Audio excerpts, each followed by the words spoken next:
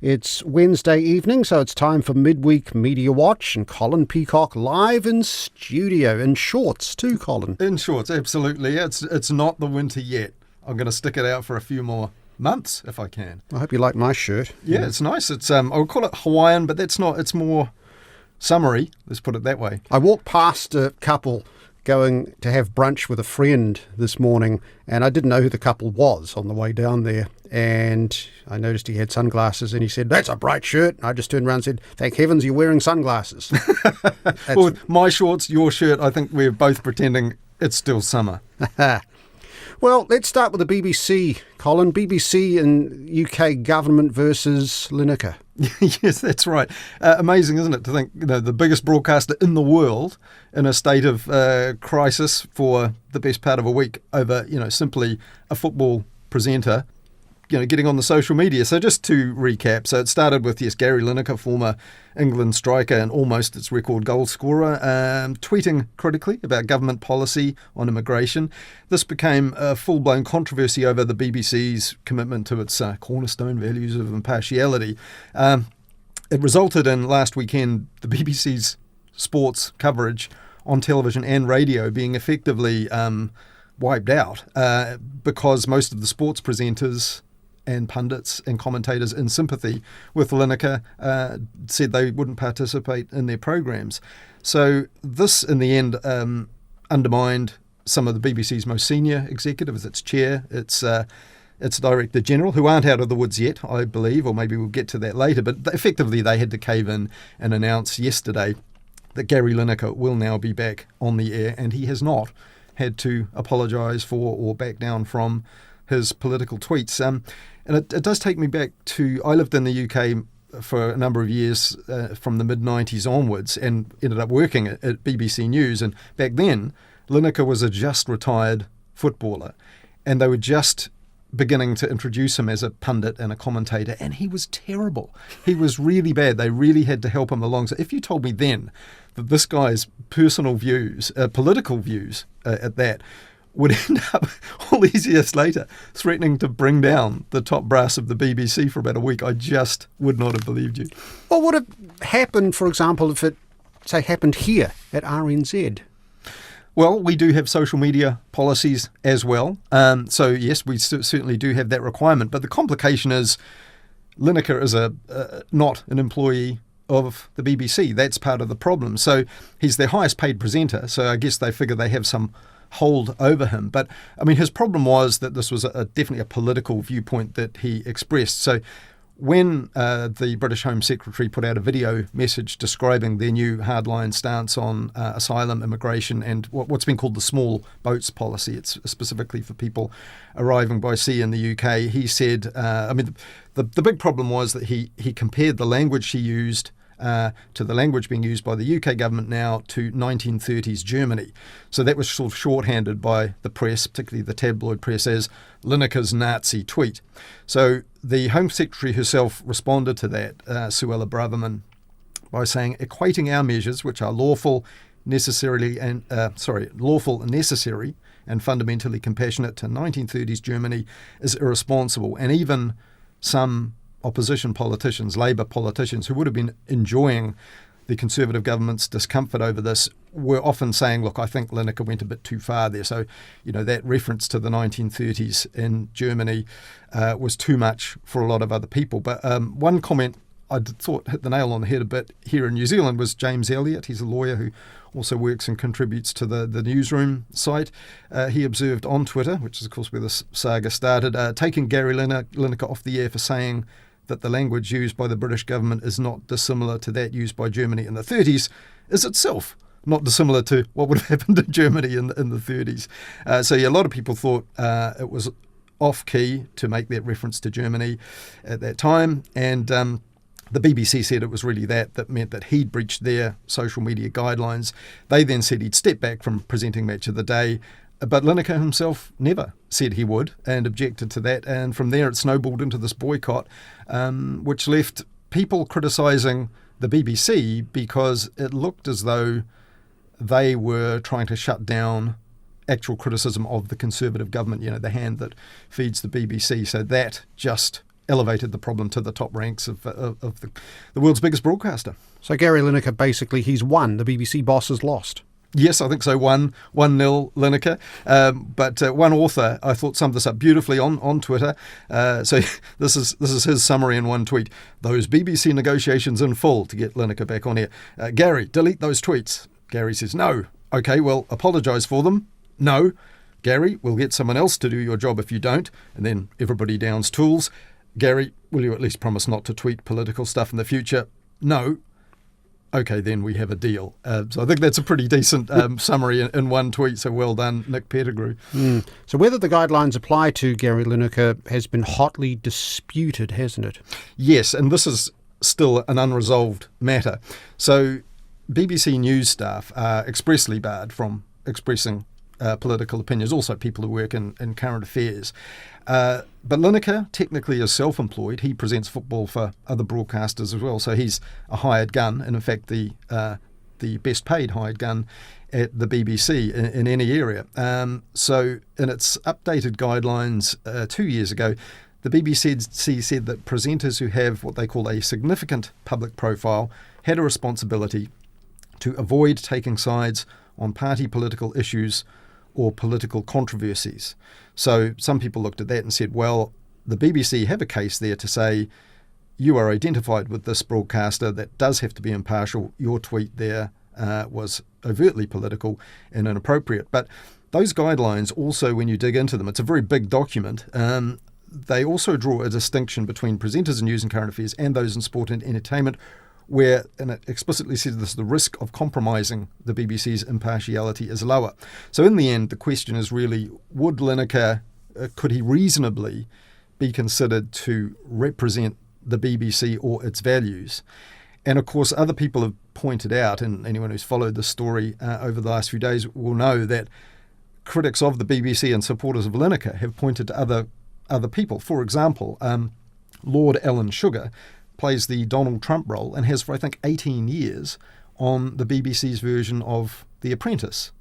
And he at times has done absolutely flat out political tweets urging people, in fact, before the last general election, don't vote for the Labour Party led by Jeremy Corbyn, in opposition to the Conservatives. Expressly said that. People have also hauled out, I think, some image that he put on social media which sort of photoshopped Jeremy Corbyn in alongside Hitler. So if 1930s and later Germany is a bit of an issue in political tweets, that was clearly in breach. So the BBC have not applied this fully. Also, Jeremy Clarkson for years was the host of Top Gear, not associated with the BBC anymore, I think. But in that time, he had put out comments saying that striking public sector workers should be shot. So this was held not to be in breach, or no one raised an issue about it. So, yeah, it leads to that perception that the BBC's top brass were really worried about what the government would think of one of their presenters saying things about them. So the fact that sports shows were knocked off the air, or they had no commentators or whatever, was that what forced the settlement rather than the principles of impartiality and freedom of expression? I think it must have had something to do with it. It's clearly untenable, isn't it? If you've got providing a service to the licence fee paying public of Great Britain and also selling those programs abroad as well, and you've got coverage that's just effectively hopeless. So, for example, I mean, I have a bit of a personal interest actually in this, Todd, because in my time there I worked at 5 Live, one of the BBC's network, which covers news and sport 24/7. So the weekends are huge and the sports programs are really lively, starting in the morning with build-up and commentary, and they're great programs. It's very listenable, even for people not that much into sport or a range of sport. And I tuned in to the morning hours at night time here just to see how they were handling this, and it was awful. They were playing old podcasts, pre-recorded, ancient stuff, and like anyone who was religiously tuning into that station would have just not stuck with that. There's no way. And Gary Lineker's own show, that Match of the Day thing, it screens at about 10:30 on a Saturday night, so the afternoon matches have been played. They go through the evening's entertainment on their most watched channel, BBC One, then present. It's an excellent, really well done summary of what's happened with analysis and graphics and little stories. Really well done. Last weekend, it was just hopeless. They just called it something generic like football highlights program or something, and all they could do was play 20 minutes of footage from the various games, no commentary whatsoever, because they had no rights to use anyone else's commentary. So just a bit of crowd noise over pictures. In fact, The Guardian called it something like, they called it Scab Match of the Day without Lineker. This is just 20 minutes of shameful, joyless TV. So I don't think the BBC could have let it go on for another week like that. So when all said and done, really, it seems weird that with everything that's going on in the UK and everywhere at the moment, Lineker should be a lead story in the news there. Yeah, I mean, absolutely. So former newspaper editor and BBC politics show presenter Andrew Marr was certainly one of those people. He's now gone to commercial media. He's on a talk station called LBC. And this was how he summed that up last weekend. There are some days when I just honestly have to throw up my hands and confess I don't understand anymore. I don't get it. Most of the media seems utterly gripped by whether or not a sports commentator should have tweeted something rude about the government, rather than by the effect of, for instance, the new migration policy or human slavery or little things like whether or not we're really going to get economic growth to the point where we can actually pay food and energy bills, piddling stuff by comparison. I know with saint or sinner Gary Lineker, it just seems to me that the news has taken leave of its senses. Lots of people would agree. Yeah, they certainly did. People were making the point that actually, look, the news bulletins should be about this government policy on immigration, the thing that, energised Gary Lineker, and not on Gary Lineker's reaction. But certainly the whole thing got so big that that's exactly what happened. Some people said, look, this would actually suit the current UK government down to the ground, deflecting attention away from that policy, which is highly controversial. But look, Andrew Marr, I mean, he sounded like a bit of a sounds mean, but a bit pompous and a bit elderly there even. He's quite an animated guy. He sounded like a bit of an old duffer, I think, but he understands perfectly well why that story is much bigger than just, football star turned TV host has a pop at the government, and this was a controversial. And for a start, the football in the UK is huge. It's an industry. The controversy around it often drags it into the political realm. It's happened before. It's also multinational and multi-ethnic. So previously, English football had huge problems. It was breeding ground for the far right and nationalism and so on. There are still elements of that. But as a product, that English Premier League has a really anti-racist brand and leaning. So the Conservatives, I think, in reacting against Lineker and the BBC in taking the action they did that really wasn't warranted or consistent with other decisions they've made or not made in the past. I think they underestimated that, misread that. So Andrew Marr knows all that, and he would also know the politics surrounding the BBC are always there in the background in the UK. It's value to the nation, the fact people have to pay for it, whether they like it or not, if they've got a TV or radio in the house. That's always a hot topic. So Andrew Marr knows all of this. Add to that the news stories in the background that the chair of the BBC had donated money to the Conservative Party and also helped in some way allegedly facilitate a loan of about $1.5 million New Zealand dollars for Boris Johnson himself. These two things are still kind of under investigation, and a reason why Richard Sharp, the chair, hasn't been able to comment on any of this stuff. So for all of that, a really good summary of this. I think this is a brilliant bit of broadcasting. If we could listen into this, it is a bit long. It's about a minute and a half or more, but this is Sky Sports News UK's correspondent Kave Solikol summing it up, and I think this is his reaction. This was after Lineker's suspension was announced, and this is his immediate reaction as to understanding the hole that the BBC's top bosses had found themselves in. But a lot of people are looking at this and saying, how come Andrew Neil, one of the most high-profile political journalists and interviewers on the BBC for many, many years, how come he is allowed to be the chairman of a right-wing magazine, The Spectator? How come he is allowed to express political opinions on Twitter as much as he wants? How come the chairman of the BBC, Richard Sharp, the chairman, is somebody who donated £400,000 to the Conservative Party?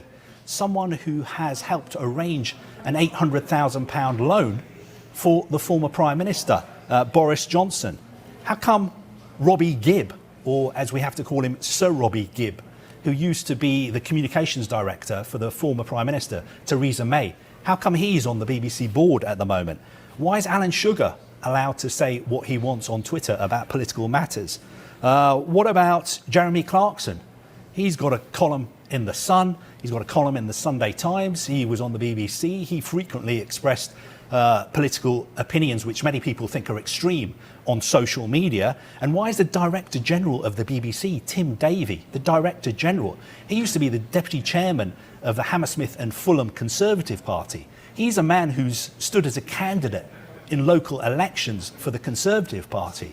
So why is all this allowed, yet Gary Lineker is not allowed to make a fairly innocuous comment, which many, many people would agree with, about a policy that has been condemned by the United Nations and also by many human rights groups? It's quite a summary there, Colin. Yeah, I mean, all that was at his fingertips. So if you were one of the bosses of the BBC that made this, mishandled this decision, you'd be sitting there listening to that over a minute and a half thinking, oh dear, that's such a checklist of things they have not fully considered. So yeah, very impressive bit of broadcasting. But there's another point he raised, and I talked about this with Karen on Midweek Mediawatch back before the World Cup, the FIFA World Cup, which was held in Qatar last December, because Gary Lineker was the front man for the BBC on that. And there were, of course, big controversies in the background. This was an exercise in kind of sports washing, in making Qatar look good by holding this prestigious tournament. We know that a lot of workers had been exploited. Many lives were lost actually building the stadium. Serious issues. And there's a big debate about will countries broadcasting this entertainment, this football, mention this kind of awkward stuff in the background. Now, the front guy for that was Gary Lineker, and he was the guy the BBC trusted to actually run this line in their sports coverage and explain it to the British people. I've got a clip here. This isn't a news podcast. Just before that World Cup, it's November last year, Gary Lineker explaining to the host, Emily Maitlis, how he was working with the BBC to work out how they would explain this context to viewers. That's already been. Yeah, we'll be talking about them, and that's the whole thing that we're going through at the moment is how do we do that? We've got the opening game, and I'm sure we'll discuss the issues of human rights, of homophobia, of the problems with the stadiums and the lives lost in workers' rights, etc. I mean, the Guardian's put that, I think, at up to 6,500 migrant workers' lives lost. Yeah, I don't know the exact number, and I think factually that there's a debate to be had on the actual number, but it's obviously a staggering amount, and it's awful. It's awful. But yes, we will be obviously covering that. Yeah, so there it is. He was the guy they got to explain that. So people are saying, well, how can you now censure him for commenting on a human rights issue that just happens to involve the UK and the ruling Conservative government there? It's just silly. And so people are looking at that and thinking that the BBC governors here must be operating in fear of the government, or even worse, because of those Conservative links of some of the top brass, as we heard in that previous audio there from the bloke from Sky News, that they're actually got their own political motives working here, which is worse because that compromises the BBC's independence much more than Gary Lineker not being politically impartial. So all that stuff will still have to be worked through. It doesn't go away just because Lineker's back on the air. So on social media, a lot of people say, these are my personal views, not those of the people who employ me. The BBC could have pointed to its own social rules and basically said there are grey areas, obviously, and they'd take a look at whether those needed to change. So wouldn't that have diffused it all straight away? Yeah, I really think it would. It should have been that simple. And in fact, that's what the BBC have done in the end, is say, look, we're going to review this now. It's obvious there are problems.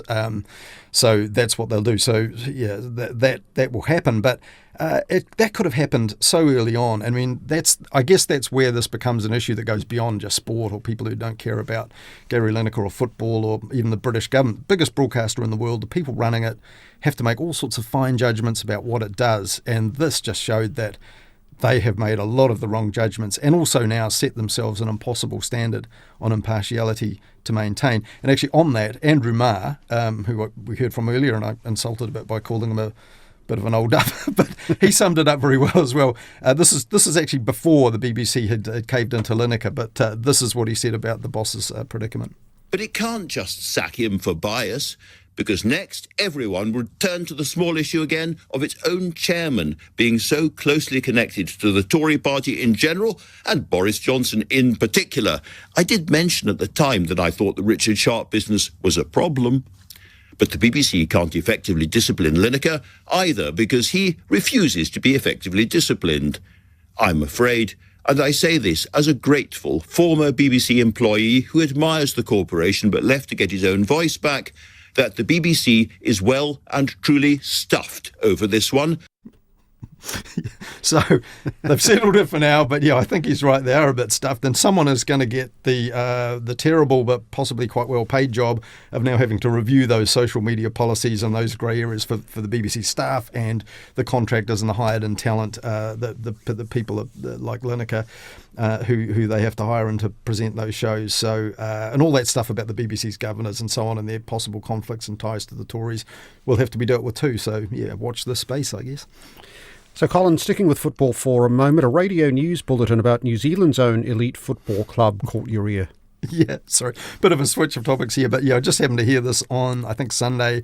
The Phoenix scored a precious win in the A-League against Sydney FC, 1-0, and this is how ZB's sports bulletin reported that shortly after. The Wellington Phoenix team player of the day against Sydney FC at Eden Park is Oscar Zawada's pregnant wife. Because she did not go into labour pre-match, the Polish striker has been able to play and, crucially, scored the winning goal in the Phoenix's 1-0 win. So I'm taking a wild guess, Todd, and I'm thinking that probably was written by a bloke, that particular part of the bulletin. But I should be fair to ZB, though, because the Phoenix coach actually said it, I think, to reporters in a press conference. He did a shout out to Patricia Zawada, who has a name that ZB clearly didn't know, and he said, thanks to her for holding on to the baby so that the star striker Oscar Zawada could play and get that winning goal. So that probably gave them the idea. And also, ZB did on that same day give really good coverage to the Phoenix women, who also beat Sydney, and that was a landmark win for them because they've struggled this season. So that was given due prominence. So yeah, well done to ZB on that. Right, last weekend there was a pretty striking cover story in the Herald on Sunday, which upset some people, Colin. Yeah, it was a confronting one. The headline on this was Pua Magasiva's final hours. This is about the actor, I think best known for Shortland Street, but also Power Rangers back in the day. It began like this. I'll just read the first few lines. After almost 4 years after Pua Magasiva's death, a coroner's findings revealed the tragic final moments and past traumas. The much-loved actor had been battling personal demons since his childhood and used alcohol as a coping mechanism for his anger, a coroner has revealed. Well, reporting suicide and self-inflicted deaths long been contentious, hasn't it, for the media? For years they've pushed back against restrictions and coroner's rules that have prevented them from basically revealing what they know about such cases or even reporting them as a suicide. Yeah, that's right. Without the express permission of a coroner, they couldn't do that. They felt that was unduly restrictive and prevented, full discussion of a social issue that really shouldn't be hidden. However, this has to be done responsibly. So that's a long running argument. But look, in this case, Pua Magasiva's death was 4 years ago. It had been all the way through that coronial process, and the details had been released to the Herald. So in theory, this is the point where the Herald should be able to publish all the details. The coroner has been made public. And in this case also, Pua Magasiva's former partner had already a couple of years back spoken out, chosen to speak out about her former husband's abusive behaviour, his use of alcohol, his mental health problems, all of which are also now in that coroner's report. So with all that in mind, why have some people objected to the Herald running the story? Now the coroner's released it. It's in the public interest to know the full facts, isn't it?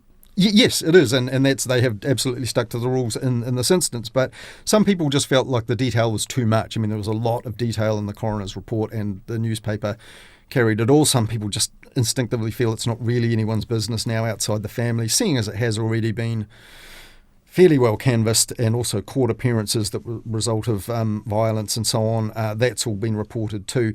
But I see it a bit differently. I mean, this is the point where there is genuine public interest in the issue, and the full details here can be explained. But the problem really is with the Herald on Sunday's handling of the story was the prominence. So the guidelines for reporting suicide, which the media have signed up to. They're warning against various things like glamorising it or presenting a suicide as a kind of logical response to someone's hopeless situation.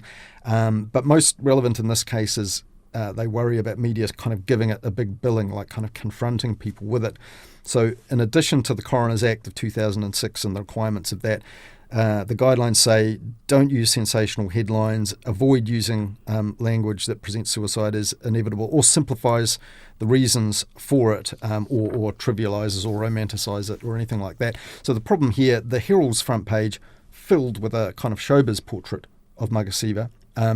That picture was repeated on page 10 where the rest of the story appeared, detailing all the coroner's findings. But when that story appeared on the homepage, and this is what a lot of people saw online and on social media feeds, under that tragic final hours headline, the subheading read, TV star Pua Magasiva's final moments before he killed himself.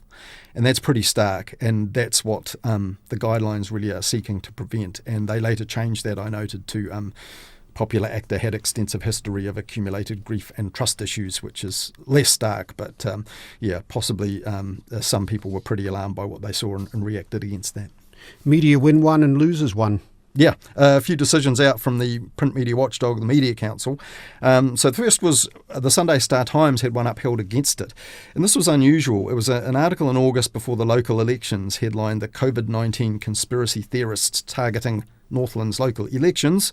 And Stuff identified a bunch of candidates for an outfit called Sovereign, standing under this banner for the Far North District Council. Now, Stuff said they espoused conspiracy theories and COVID-19 misinformation and shared many characteristics with anti-vax, anti-mandate group Voices for Freedom, and that they appeared influenced by the sovereign citizen movement in the US, these people that consider themselves, outside of federal government jurisdiction and just US law in general in some cases. And the odd thing, though, is in September, the Media Council didn't uphold a similar complaint about the same article, but upheld this one. So who complained this time, and why did they succeed? Well, this time the complainant was one of those 8 candidates under that Sovereign banner standing for Mayor Joshua Riley. He said he never heard of that sovereign citizen group in the US. They didn't have anti-vaccine or anti-mandate policies because that was just out of the scope of local government, according to them, and that they didn't rail against climate change or reject, but they did reject the government's zero carbon policy. So he said Stuff only included part of his written responses to their questions, and he reckoned they relied on other people's criticism or assessment of what Sovereign stood for. But the real problem was that the opinions about vaccines, as he put in his complaint, only came from a couple of those candidates, and one in particular in his candidate statement. So he said the group was effectively misrepresented, implying that all of these candidates were conspiracy theorists, and his full answers weren't allowed to make that clear. So he complained the headline, COVID-19 conspiracy theorists targeting Northland's local elections, just reinforced that. So what did the paper's published Stuff say about it? Well, they reckoned it was fair and accurate and that people would draw the right conclusions from what they said, and that they did fairly deal with Mr. Riley's written responses. And in the end, the Media Council did agree that that was the case. But Stuff said that was there were statements on Sovereign's own website that contradicted what Mr. Riley had said in his defence of the complaint. But Stuff said, look, the public would make the assumption that these views were included in some of the candidates' statements, so that it would be reasonable to conclude that the Sovereign group endorsed them, or at the very least didn't oppose them. So what did the council say Stuff did wrong? Well, in the end, they said, look, you didn't provide enough evidence that all of these 8 candidates espoused conspiracy theories. They were all named, and I think their pictures were run in the story. There was also stuff about the anti-United Nations Agenda 2030 goals, and they said you didn't provide enough detail about this group's stance on that. And they implied, the council said, that all these candidates held the same views on vaccines but didn't lay out the evidence to prove that.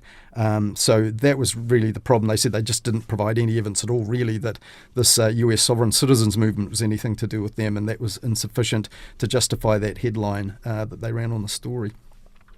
What's the moral of the story in the end then, Colin?